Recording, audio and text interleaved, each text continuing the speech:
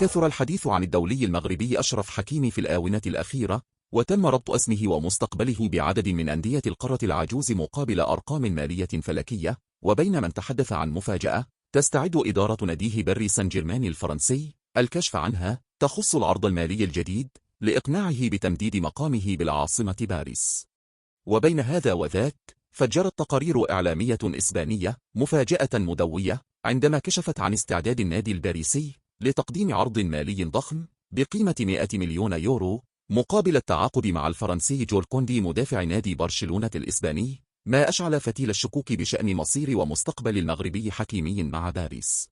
وأضافت التقارير ذاتها أن الإسباني لويس إنريكي مدرب باريس سان جيرمان الفرنسي يرى في المدافع الفرنسي كوندي البديل المثالي لتعزيز خط دفاعه، بالنظر إلى ما يتمتع به مدافع برشلونة من مؤهلات تساعده على التأقلم في جميع مراكز الدفاع سواء في نظام 3 أو 4 مدافعين.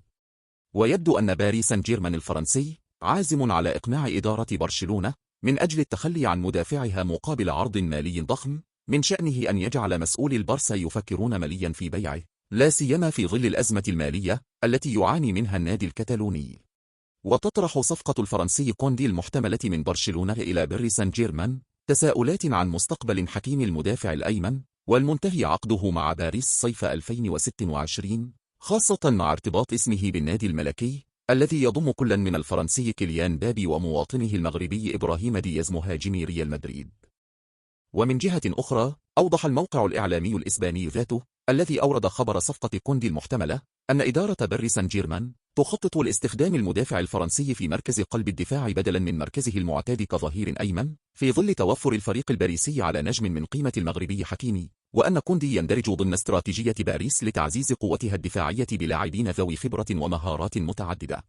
وفي المقابل سارعت تقارير إعلامية فرنسية إلى الرد عن مزاعم بعض الإعلام الرياضي الإسباني بشأن مصير ومستقبل حكيمي، مبرزة في الوقت ذاته أن النجم المغربي والمدافع السابق لريال مدريد أثبت نفسه كلاعب لا غنى عنه في مركزه سواء مع ناديه الفرنسي أو المنتخب المغربي، حيث جاء في أحد التقارير: أشرف حكيمي يبدو غير قابل للمساس به في مركزه الظهير الأيمن.